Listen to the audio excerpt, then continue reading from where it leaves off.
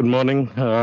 Welcome to this EPC policy briefing on how the EU and the United Arab Emirates can further strengthen their trade ties. We're very happy to have His Excellency Thani bin Ahmed Zeyoudi, the Minister of State for Foreign Trade from the United Arab Emirates, to talk to us ahead of a number of important meetings here in Brussels. Clearly, we are in a challenging world when it comes to trade. We are seeing not least from the United States, almost every day, some announcements on trade, not usually helpful. But in that context, it's also important to see that economic cooperation, trade is a crucial element of economic development, of relations between different countries and regions in the world. So the question of how do we balance this right? How do we make sure that there is cooperation, there is progress, but that also security, the volatility is taken into account, I think is an area which we will have to spend a lot of time on. And many of you know that the EPC has been working on issues around economic security and trade for quite some time. So very happy to have the minister here. We'll start with some opening remarks from you and then have an exchange, but we'll also open up to the audience. So if you have any questions, please prepare them already. So Minister, very happy to have you here, and please.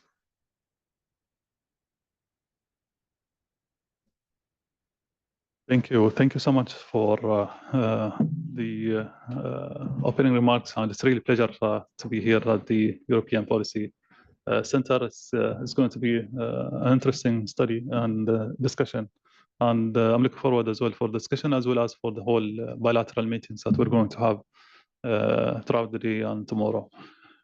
We do enjoy an excellent relation with the European Union in terms of the investments. We're one of the highest investors in this region, and in terms of the bilateral non-oil trade as well, the EU for us is the second largest trading partner, and shows how critical this group for us. And we do share so many similarities and so much interest in different sectors, as well as in different uncommon bilateral engagements between us and third countries as well.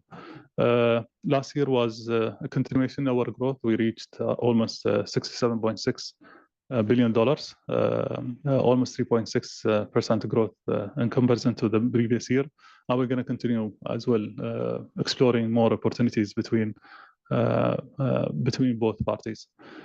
I think there's so many things which we're going to share throughout the discussion, and please feel free to ask any questions so we can build a stronger relation. The relation is there, but we want to continue the momentum. We were talking to colleagues earlier that the interactions and the discussions and the open dialogue are very critical. That's why we're here to have these dialogues between us and ensure that we understand the positions, we understand where we're coming from and where you guys going, so we can ensure the alignments and synergies between both sides. Looking forward for the discussion, and thank you so much for having us with you this morning.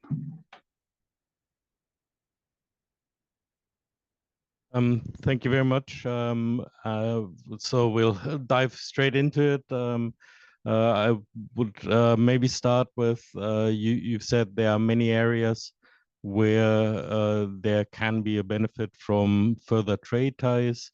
What sectors do you see being of most interest for both the EU and the Emirates? The sectors are very wide. I don't think there is a limitation for this engagements. But if we look at the historical engagements between both sides, we've been heavily dependent on working together in the infrastructure projects. And here we're talking about ports, we're talking about energy and clean energy in particular. Food security was part of the discussion, but as well, the infrastructure when it comes to those social aspects, hospitals, schools, there's some potential. Looking at the future when it comes to bioscience and digitalization are very critical, and we're seeing some of the engagements already started between us and many of the EU members. We're talking about the building some of the mega data centers associated with the logistics, connectivities, as well as the power supply, the clean power supply in those investments. We had an excellent visit 2 weeks ago to Italy as well, where many of the areas has been explored, and there's no limitations into the sectors. And whatever we're going to do with Italy could be easily done with many other European Union nations. So the potential are there. We just want to make sure that the right people are talking to each other and the right companies are discussing the right partnerships between both sides. In terms of new technologies, you just mentioned digitalization, but also green technologies. Where would you say the Emirates are positioning themselves, and how does that complement the interaction with the EU? Let me start with the clean energy. I think both nations are having that vision of investing in clean energy, reducing carbon footprints, and making sure that the sector is bringing an added value to the communities. We, as a country, we're becoming one of the top 5 nations when it comes to renewable energy investments. And those investments is not going with the small scales, it's becoming giga scales, which means that those mega projects are going to have an impact on the investments that we're doing around the world. Many of the investments that we're doing with third parties, we're doing it with many of the European partners, either because of their experience or because of their existing and the presence in those nations. So the potential is already there. And there is still a demand as well in European Union's members, which means that there is a huge potential of investments when it comes to renewable energy investments here. Now, what is the right formula that we want to see when it comes to the clean energy and renewables? Joint investments, joint partnerships, working together as well in third nations, and bringing the technologies which we're taking abroad by ensuring that we're communicating the right technologies to each other. This story was almost 10 years ago, but part of our development work in the small islands in the Pacific is to develop some of the renewable energy projects. And we do ask the communities, we do ask the governments what kind of technology that they want to do in their nations. And for sure, based on their own studies, they come up with certain projects they submitted, and based on that, we're doing the evaluation. In one of the islands in Samau, they do have those hurricanes which destroy the infrastructure, which means that any renewable energy projects which is going to be done there is going to be destroyed by the tornadoes that comes in a yearly basis. So in one of the technologies that we partnered with a French company, where the wind turbine can be put down during those severe weather conditions, and whenever it's gone, they can put it back and connection is back. So those customization of technologies and capitalizing on the technologies that many of the tech providers here in Europeans can sort out many of the challenges that's facing the rest of the world. Switching from renewables to digitalizations, the AI is going to be dominating most of the stuff, and we're seeing that transformation is happening. And transformation is happening in the way that companies are running things, and the government's transformations, and in the efficiency that we're bringing into the way that we're running things. In the last 5 years, we as a government, we have invested heavily in AI. We invested in policies. We invested in the capacity building, where our young generations, students, teachers, government representatives, and private sectors have been part of the developments and capacity building programs. And at the same time, the partnerships that we start building globally. We moved from there as well to the huge investments and R&D work on when it comes to digitalization and AI. And after 4 years now, we're moving from R&D into commercializations of those work that we have been doing. And guess what? Many of the talents that we're having in this are Europeans who have been contributing to this in the UAE. And in less than 5 years, we're becoming one of the top 5 nations, which is very ready for AI era that's going to come soon. Did we do it alone? No. We did some parts of our work, but at the same time, we did it in partnerships. And the EU has that capabilities, and you guys have the many of the brains which can sort of work with the rest of the world, not only with the GCC and UAE in particular. So speaking about you guys have the potential, you have the talents, you have the finance, you have the technology, which we can work together as well. And doing some investments in European nations, as well as in the UAE, and working together in third countries. So the potential is there, and the readiness are already there. Just matter of us speaking and having the right dialogue among ourselves. You've mentioned many areas where already there's cooperation between the EU and the Emirates. What do you think a trade deal and economic partnership would add to that? How would it change that landscape? Well, let me go backward, Fabian, if you allow me, on the trade deals. Liberalizations and the rule-based system has been supporting the world and the globe and moving massively in the growth that we had in either the global trade as well as the global economy. And continuing that is an important to ensure that we're not putting pressure on the businesses, we're not putting pressure on the industries, and we're not hurdling the growth and the developments of our business people. I'm talking our business people, global business people.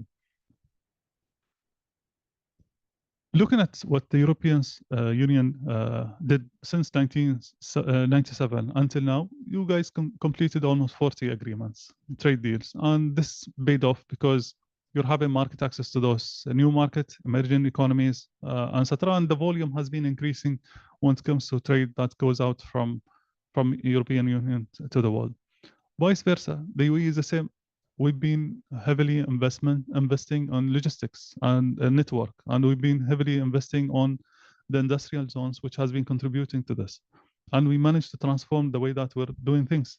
And we've been ranked globally 15th when it comes to trade last year, which shows the momentum in the work that we have done and contributing to the numbers that we're seeing in our global trade numbers. Did we do that with trade deals? No. Basically because we've been historically linked to the GCC in all our bilateral trade, and it has to be done by the bloc. The bloc is not moving. And with all my respect to many of the economic blocs globally, many of them are inefficient, and many of them are very slow, and many of them are slowing the others. So we took decisions in the last 4 years ago that we're going to start bilateral, just to make sure that we're bringing new mindsets into the economic blocks that we're having, and the other blocks that if you're not moving, things will be different. After COVID, the world is changing, and trade deals has to be done in a way that is going to be supporting and ensuring the supply chain and availability of both goods and services. Now, in less than 3 years, or in around 3 years, we concluded 27 agreements, and one of them, which we signed just a few months ago, is with Ukraine. It means that we're looking at the opportunities, we're ready for the changes in the world, and we're moving. Did we seeing the results from some of the agreements that we signed? Absolutely. The growth is very massive. The growth with some of the countries that we signed a trade deal with is very huge. And one of them is with the Indian governments, where many doubted that we're going to conclude a trade deal with them. We finished it in less than 3 months, 88 days actually. We concluded the trade deal with India. And guess what? the trade deal between us and India last year grew by almost 20%. 20% in a period where the global growth is around 2%. Shows that the trade deals can bring more added value into bilateral trade and bring as well more investments and movements of talents between nations. Now coming back to what we can do together. I don't see the trade deal between UAE and the EU is going to be only beneficial for both of us. It's going to be beneficial for our regions as well, because this is going to change things. We're negotiating GCC EU agreement for the last 27 years, and it's not moving, and still the same position that we had it almost when we freeze the negotiation more than 10 years ago. And are we going to move with the if we're going to continue with the same position? No, we have to reshuffle. We have to put pressure on the system, and that's why we're exploring now the bilateral, which is going to be the basis for the GCC negotiation as well. I see the complementarity when it comes to trade between the UAE and EU. We're a service nation, where the EU is a service nation, and so we can complement each other. We're trade nations, and you guys are trade nations. So we can be a hub for each other.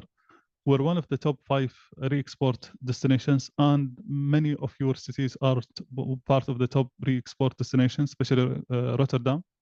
So means that there will be complementarities in the work that and the exports and re-exports between both nations, and we can be as well jointly investing globally, because we start seeing a decline on the FDI outflow coming out from EU. And we'll be more than happy to work with the EU, because we're becoming a power investors in many of the regions, especially in Africa and Southeast Asia, and those areas are an area of interest for many of the European Union nations. So we can be a bridge, we can be a partner, we can be ally in many of those investments because of the trade deal that and the economic alliance that we're doing together. You mentioned that the EU has been very active in international trade, but we've also seen that there has been internally more concern about some of the aspects of that. So we've seen also more conditions on trade, including environmental conditions. We're talking about carbon border adjustment mechanism. How is that seen from the perspective of the UAE? Each region has its own policies, own interest, and own customized projects, initiatives, etc. And just copy paste those initiatives and apply it onto the others will not work. And we have to be very pragmatic, because we're having different demography, we have different ecosystem, we do have different structure of our economies, and we do have different mindsets of the investments frameworks in both sides. I'm not picking up on environments. I'm speaking about general approach. We have to sit on the table so we can understand each other's directions, and from there we can find the right way. But just taking the model that has been applicable and successful in Europe and try to do it in the UAE or on the rest of the world will not be working, and you will have a huge resistance, because it means that the whole economic framework has to be changed in a way that suits this new case that has to be applied. Now, when it comes to the environment, again, we're one of the progressive nations. We're moving ahead with with many of the environmental policies, but sometimes you cannot just apply things in overnight. And we've been talking about some of the tariffs and geopolitics cannot be done and just immediately within a few weeks or months or two. It needs a major changes that is going to happen. The same thing with the carbon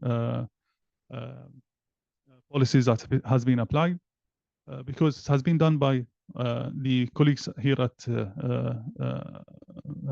the EU, and has been announced without clarity. With all my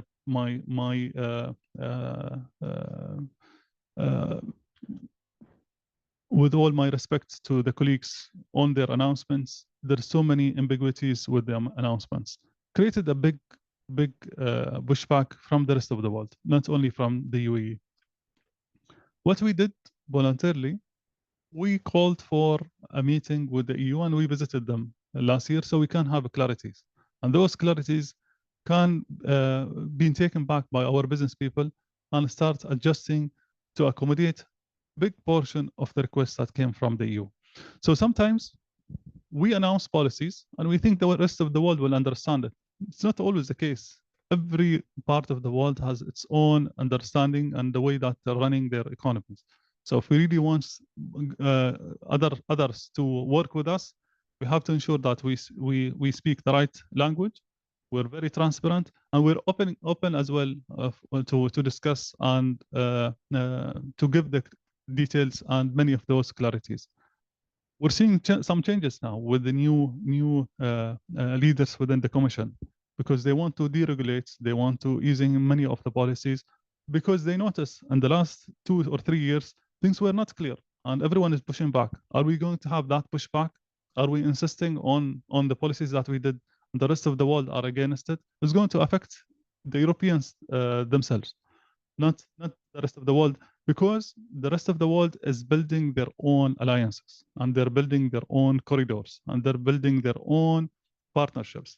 And you don't want, I don't think the European Union would like to miss those new alliances that is happening, because the emerging economies are the main market for most of the demands that is going to come in in the upcoming 2 to 3 decades from now.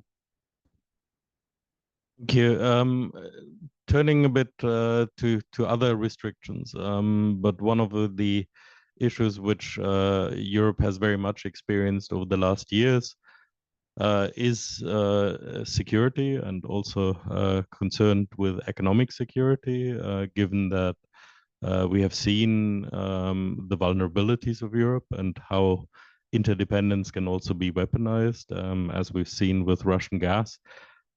So Europe has put a lot of measures in place over the last years, which are aiming to increase economic security, which also are affecting trade. How would you see those measures from a UAE perspective? We have to link always security to economy. If you have very strong security, you have very strong economy, and vice versa. If you have a very strong economic nations, you have very strong security elements. Regardless, we're not talking about the security. We're talking about the security of our nations and all factors. One of the main solution for the economic security is diversity. You just cannot depend on one nation, and you cannot depend on one supply, and you cannot depend on one way of running things, because that way is going to be stopped or disturbed one day. And we can easily give many of the examples that has been done by us in the UAE. In 2001, with the whole constructions and developments boom in the UAE, we start burning diesel, especially during the summer, so we can fulfill the demand. And the cost is really massive. You're talking about almost a minimum of $270 to $300 million only for 1 month and a half. And if that is going to continue with the demand and the growth that we're having, it's going to be a disaster in our power supply, and burning diesel just for 1 month and 1 month and a half during the summer. Did we stop there? No. We start immediately thinking about the diversity. Did we have an easy job internally? No. The resistance was very high. And you will have the resistance as well when it comes to your economic security here in the EU. But someone has to take that hit and start doing it. What we have done now after 25 years, we have 4 peaceful nuclear plants fully operational, contributing almost 21% of our power supply. We're having renewable energy projects locally, the cheapest production from renewable energy globally, and we're exporting those expertise globally in less than 25 years. And what is the mix now? It's more than 27% coming from renewables. And guess what? During the winter, the contribution of clean energy renewables is even above 50% because of that diversity which we did 25 years ago. And we're talking only about renewables now. Now let's move to second one, food security. We're a net importer when it comes to food supply. 85%, sometimes 90% of our food comes from abroad. Is this a national security? Absolutely. Did we been hit by the issue of food security? Yes. 2007, 2009, there was a flood in Pakistan, affected the basmati rice supply to the UAE. The prices went 3 times. So did we take a decision that day? Absolutely. We started with the food security committees, national committees in 2007, 2008, even before COVID. No one was talking about food security supply. We started it because diversity is very critical. What we did, we invested in every chain of food security, from the agriculture production, cultivation, investments in technology outside the nation, with the whole logistics from cooling, from storages, to supply, to movements or transportation by ships, to transportations again locally, and distributions, and investments of food supply to the UAE. Guess what now? There will be no shortages in the country at least for 6 to 9 months because of the food security strategy that we did a while ago. It's just matter of diversity and ensuring that you invest in every supply chain. Did it happen smoothly and easily? No. There was a resistance, but we have done it. And now, guess what? During COVID, I don't remember a shelf in the UAE was empty. For the whole year and a half of COVID, there was no shelf empty of any products in the UAE because of the food diversity or food security strategy that we did in 2007, 2008.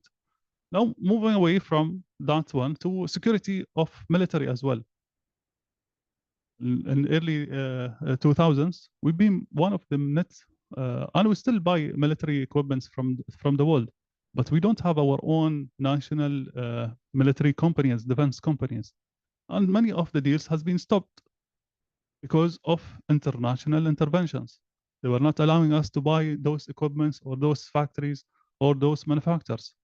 Guess what? Now, after 25 years, we have the edge. One of the top, now I think it's ranked 17 or 16 globally in defense sector. We moved that way, diversity, but we took a decision. We were very bold. Are we going to be dependent on others to do our security and control our independency? Absolutely no. You have to take a decision. And the situation here in the EU is exactly the same. The minute that you have a national security, you have to take a decision of diversity. We're going to be a natural partner for the UAE. We'll be more than happy to work with you in any sector that is going to be supporting the growth and developments and prosperity of the EU. But again, it comes back to diversity, but diversity with a very rational way. Don't impose your principles on the others because they will find some other partners. The world needs more alignment rather than imposing our stuff on them. You were talking about diversity for the EU. Certainly, the global system has very much helped in the development of European trade with the rest of the world. Now the multilateral system is very much on the ropes. What effect do you think that is going to have? And is there scope for countries which believe in the multilateral system to work together with all its flaws, but how can a global rules-based order in trade continue to exist? Multilateral are going to be always there, and we have to support it because it's the only system that we have. We have to go to when there is a conflict and there is misalignments between different partners. And here, when it comes to trade, we're talking about WTO, and it's the only go-to when it comes to international organization. We have to support it, and we have to ensure that this is going to as well bring more nations into the picture. It's supported many countries in moving from poverty to much better economic situation and economic growth. Now, is the world going to be continuing on the business as usual way that we used to have 10 years ago or even before? I don't think so. But again, those organizations are going to be always there to support, but we have to find the different tactics to move forward. Sticking to the old systems and sticking to the old way of running things will not work. We've been seeing this since COVID. We've been seeing this since the conflicts and the war between Russia and Ukraine. Supply chain disturbance in many corridors around the world. And the new solution is going to be the new alliances. You have to, and those alliances does not mean that you have to have 100% alliances among you and them. I might be interested in a sector that the EU is interested in. I'll work with the EU and we might bring some others in that specific sectors. It's not necessarily that we're aligning ourselves in 10 sectors, maybe one or two. And we'll go to another alliances and other countries will build our interests based on common and mutual interests in specific sectors and bring many other nations. And that is going to be the new norm. The new norms is going to be depending on sectorials and common and shared interests between countries.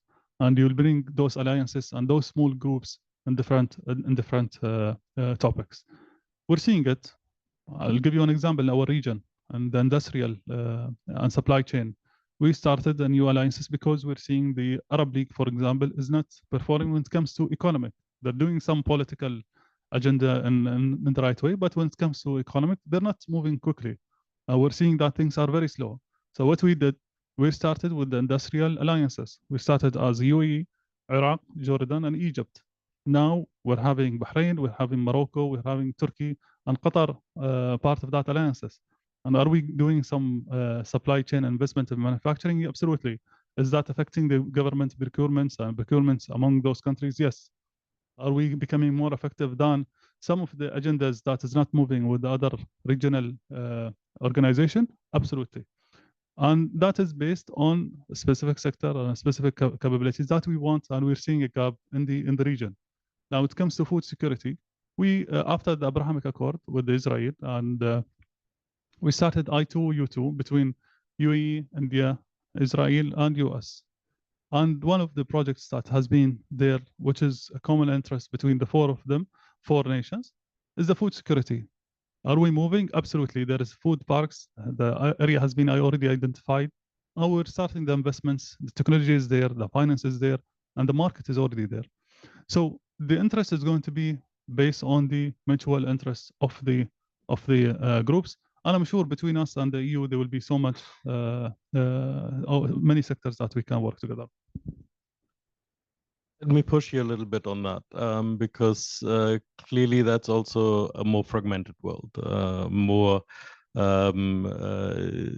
if you like, a world of smaller agreements and not the big overarching agreements.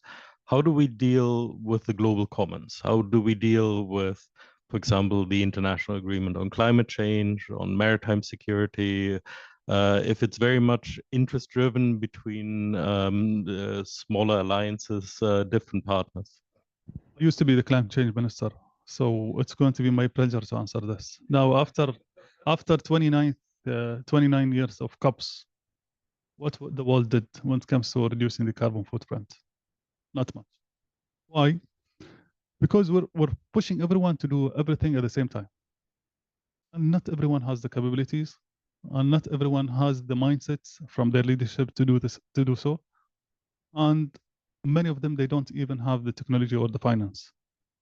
But what has been successful in the last 29 COPs and years is the projects which start showcasing that there is a hope in certain groups to lead these transformations. And it's happening. Renewables, for example. Who started the whole renewable energy successful stories? Europeans, Germany in particular, and many, Italy, Spain, Austria, they were leading it. But Are we seeing the world is leading the way that some of the European Union nations are doing it? Absolutely no. But what has been done? Some countries took the lead, and this leadership been affecting many others to move on. And we start seeing others are coming along based on their own interests and based on their own capabilities, and things are moving. And some of them matched the interests of others or the diversity concepts like the UAE. It's a diversity for us. And environmental efforts. We moved on. Was it an easy in our region? No. Was it an easy to convince many countries to come along? No. But what happened? Doing the right thing, push them to start moving toward that. So the lesson here, doing by example. The minute that you do it, others will follow, and you cannot convince 96 or 94 countries to just do it all together. You have to have alliances, but as long as the overall vision is there, and everyone will start moving. Benefit from your expertise in climate change and trade as well. To ask you, what is the overall vision when it comes to hydrocarbons? Where do you see the world moving when it comes to oil and gas in particular? Well, let me speak about the UAE first, then I will speak about the globe. We're a nation which started heavily dependent on oil and gas. Our oil contribution to our GDP was 58, 59% in 1975, so 3-4 years after the union. We have a very interesting story about depending on resources. Before the Second World War, we were a nation that heavily dependent on pearl diving. So many of the pearls diving, pearl catching used to happen in our sea, in our shores. And suddenly, after the Japanese discovered the artificial pearls, they killed the whole sector. So from a trade hub when it comes to pearls in our region, it became almost a die region because of what happened in Japan. So with the discoveries of oil and gas, the leader said we will not repeat what happened historically here. And we don't want to be dependent on one or a single resources. We have to ensure the diversity. Now, after 53 years of the union, contribution of oil in our GDP is less than 25%. It's almost 24.7%. Shows that huge diversity that we have done. But did we do it in overnight? No. It took us 5 decades almost to reach this level. And we're going to continue push this dependence on oil and gas. Why? Because it's part of the diversity, and it's part of learning from the history. We don't want to repeat the same mistakes. Are we going to continue investments in oil and gas? Absolutely. Because any disturbance on oil and gas is going to disturb the global economy. So we'll make sure that the oil and gas explorations, investments, developments is going to be there, bringing the best technology and ensuring that the carbon footprint being taken in consideration, which we're doing, and we're having one of the top oil and gas less carbon oil and gas globally. And we're going to continue. And if there is any technology, we welcome it. That is there to reduce the carbon. We always welcome because it's part of the developments which we're doing. We're investing in nuclear, we're investing in renewables, and we're going to inaugurate very soon as well one of the first hydro projects in the whole region. Shows that even in technology, we're becoming very innovative and bringing some of the sustainability and sustainable projects into the country. How do we see the globe, oil and gas? Oil and gas, in some of the countries, the production is going down because of the inefficiency, because of the less investments in technology, etc. And we're seeing that decline.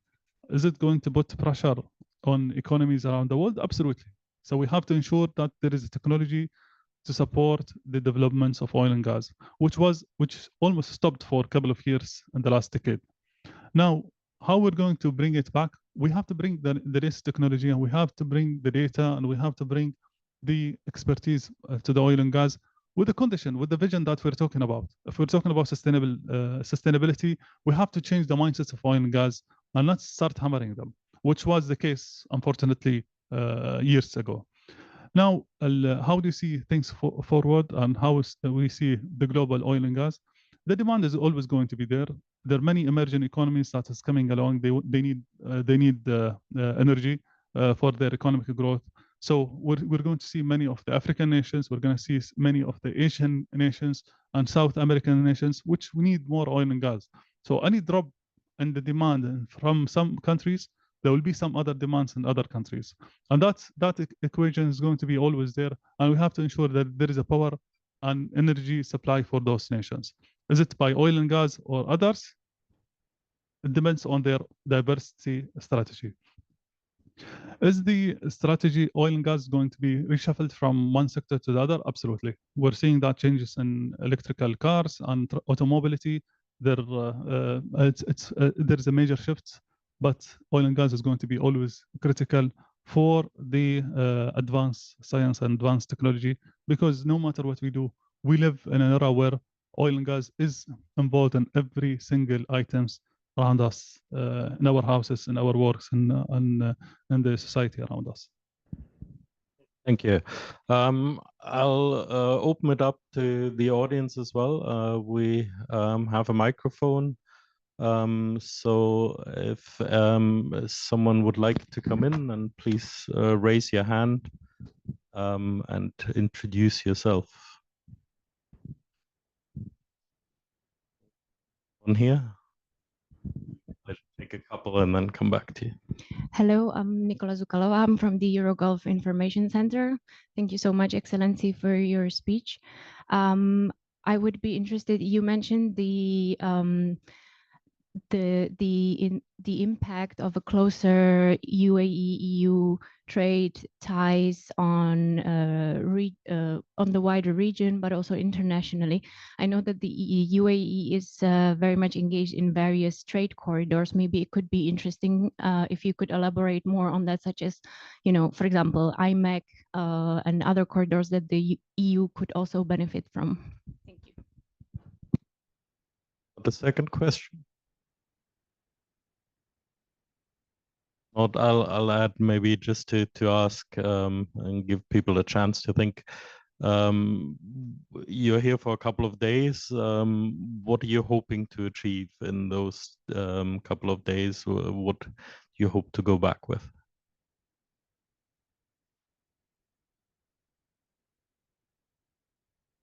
Well, very, very excellent question regarding the corridors. We've been involved in many of the discussion when it comes to corridors, alliances, logistic networks, etc. We're a nation connected to almost 400 cities around the world, either ports, airports, and we're going to continue exploring many of the connectivities between us and the rest of the world, and that facilitated many of the movements of trade and services from the UAE to the rest of the world. There's many discussion when it comes to corridors that we're involved in. One of them is Belt and Road, the Chinese one, although the Chinese were not even considering our region as a stop because they want to go directly from Karachi in Pakistan to Africa. We've been part of the discussion and we brought it back to our region because there is a potential in this corridor.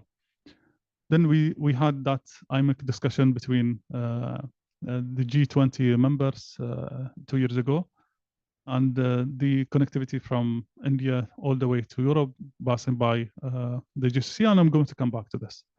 There is another development corridors which we'll start implementing as well. Corridor, the sea connectivity from UAE to Iraq, Al-Basra, and from there the development projects to Turkey to Europe.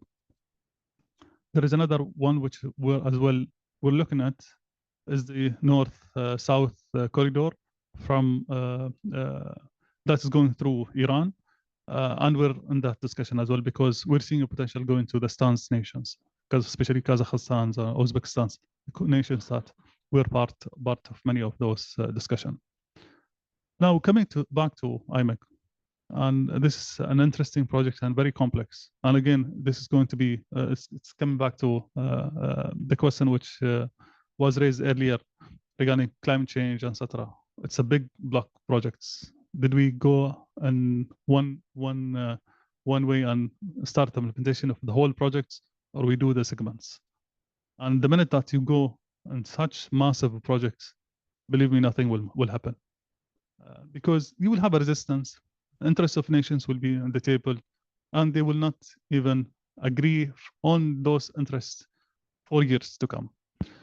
The smartest way to do it is to segment this project to phases and start the implementation. Guess what's happening? The first segments between UAE and India is already happening. We started it. The connectivity is already there. We're even going beyond that. We're starting the digital communications. Anything that is cleared from India is cleared from the UAE and vice versa. So we can have that flow. Are we dependent on the rest of the projects? It's going to come. And it's happening now. It's happening through trucks, not the railway, the original plan when it was announced. But hopefully that is going to happen. Until that happens, we're having our other routes. So many of the products that comes from there goes from UAE to Al Basra, to Iraq. So we're not depending on that projects. We're redirecting things based on the availability of other corridors. So segmentation is critical. Working on longer projects and longer term is important, but we should not stop and wait for others to come along because things will not move. And many historical projects has been there and nothing moved because they were talking big. The minute that you speak big and you start the implementation in a big way, it's costly. The interest will disrupt the projects, and things will not. The operation will not move at the right pace. I hope I answered your question, but things are moving. We're discussing as well now with the Europeans, many of the countries, how we're going to work with the Europeans on the European side. So the segmentation is happening, and we're coordinating. The last one was with Greece and with Italy, and see how we're going to be part of that discussion. And things are moving, and deals has been already done between our logistic companies and the right stakeholders in those nations. Now, coming back to the main objective here, again, we want to build a strong relation because it's new management and new leaders in the commission. So we want to have that discussion. I think the world is moving toward a very sensitive geopolitical era, which needs everyone on board. We need to share experiences, and we need to have a frank discussion among ourselves so we can have the common understanding and common objective that we want to work on. The third one, we're discussing the bilateral trade deal between UAE and EU. And we're going to have later on this today a meeting with the trade commissioner. We're hopefully that we're going to kick off the negotiation very soon. So that's part of our discussion. Now we want to continue the momentum and the discussion with other parties in Europe. But again, transparency, communication, interaction are very critical. And that's why we're here. We want to have that frank discussion. And many of us are dependent on news. And sometimes the news are not giving the realities and not giving the right picture. So we're here to explain what is there, and we invite everyone to come and visit us as well to see what is happening in our region, so you can understand how things are moving, how is our ecosystem is different than the rest of the world, and how can we understand and work together in those in the developments together. Thank you. Do we have any final questions? There's one here.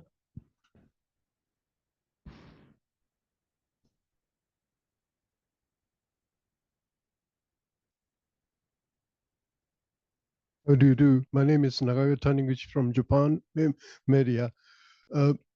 UAE has been very much keen to and indeed substantially invested in the sector of the space and the satellite. Europe is as well. So especially in terms of military application like surveillance and communications, etc. What kind of cooperation can you create or reinforce if it is exists between EU, Europe, and your country? Thank you. I don't see any other questions, so I'll add one, which is very different, but also challenging in terms of maritime security. I mean, clearly, maritime security is hugely important for trade. and the region is not without its challenges. How do you see the developments in that area? And then I think also if you want to wrap up with any final comments, then please do. Thank you, Fabian. Let me start with the space and satellite. We're very young and very new to the space sector.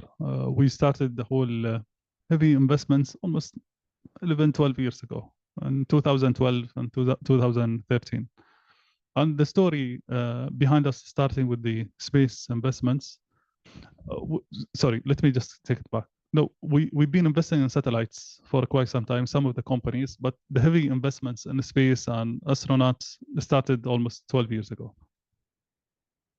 We were thinking after, now we're going to complete 50 years, how we're going to celebrate. Is it going to be a normal celebrations or is it going to be a science celebrations? And we talk at the sense that this is going to be a science celebrations, not a normal celebrations, completing 50 years as a nation. And we decided to send the first Arab space to Mars. Everyone questioning, everyone was doubting it, not globally, but also internally. But we proved it.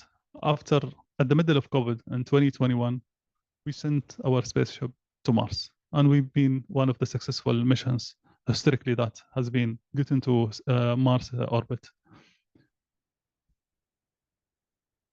From there until now, we built capabilities. We built many of astronauts. We built many of the Emiratis who has been there. And we did so many partnerships more than 40 with many countries and governments around the world. Did we stop with that? No. We're continuing. We're continuing with the exploration of Moon, and we're continuing with explorations of the space and many other missions. And the next one is going to be almost in 8-9 years from now. This year, and the beginning was very distinguished. To be honest, I lost track of many of the satellites that we released this 3 months. I think it's around 7 to 8, if it's not more, satellites that has been released into the space. And the last one was 2 days ago. Was built by our own space center in the UAE. Is there a space? Absolutely. We're very interested. We're very keen. The discussion is happening. We signed a deal just 3 weeks ago in Italy with one of their space centers, and we're aligning our policies with theirs, and we're working together for both civil and security work. Will be there an opportunities for partnerships? Absolutely. We're very interested. And the discussion is happening. So it's not necessarily that I'm going to mention it here, but it's happening. We're already engaged with many of the EU members, governments when it comes to space, so we can do that partnerships. Second question is regarding maritime security. It's very critical and it's very concerning and it's very disturbing as well. And disturbing not only for you guys, but also for us. But again, it's about finding the alternatives to maneuver around the issues.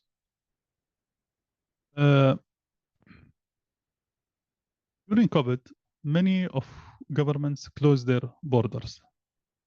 And closing the borders means our national food security is going to be disturbed. You know what we have done? And this is going to be just a glimpse on how we're agile as a government in finding solutions to our national securities, different topics. We transform the passenger planes to cargo planes.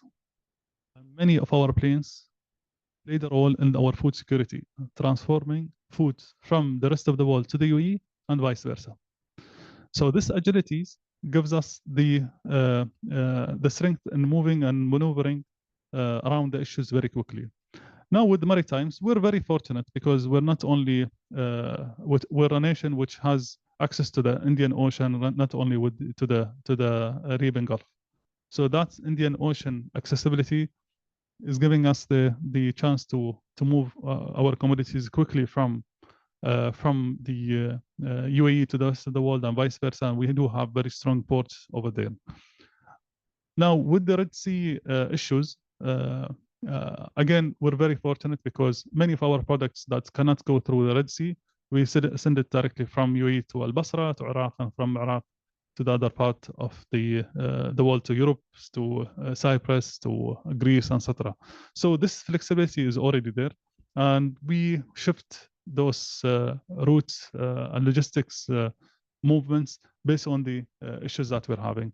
Are we part of the international alliances when it comes to those topics? Absolutely, and we're going to be always there to ensure the safety and security of maritime movements. And for sure, anything that is going to serve the global economy and global trade, we'll be more than happy to explore with the European Union.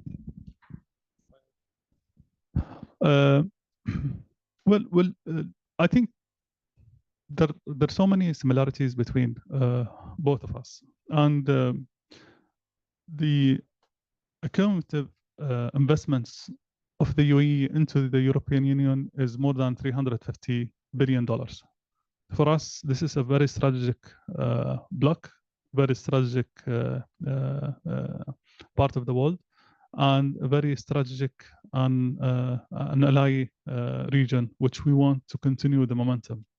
What we want to do is to ensure that we're very transparent, we're very clear, and we work for the benefits of our people. We want as well you guys to look at us as an ally and a partner, which can do so much stuff for our people in the regions and to the rest of the world. So we're looking forward to work with you. Looking forward to have many of you who haven't been in the UAE to visit and experience the UAE. And what we promise you that we're going to continue exploring what is best for our people. Thank you very much, Your Excellency, for this discussion.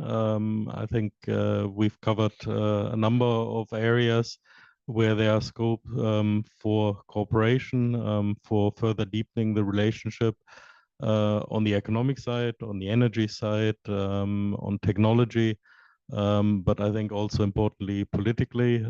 So very much looking forward to continuing these discussions, and thank you very much for coming today.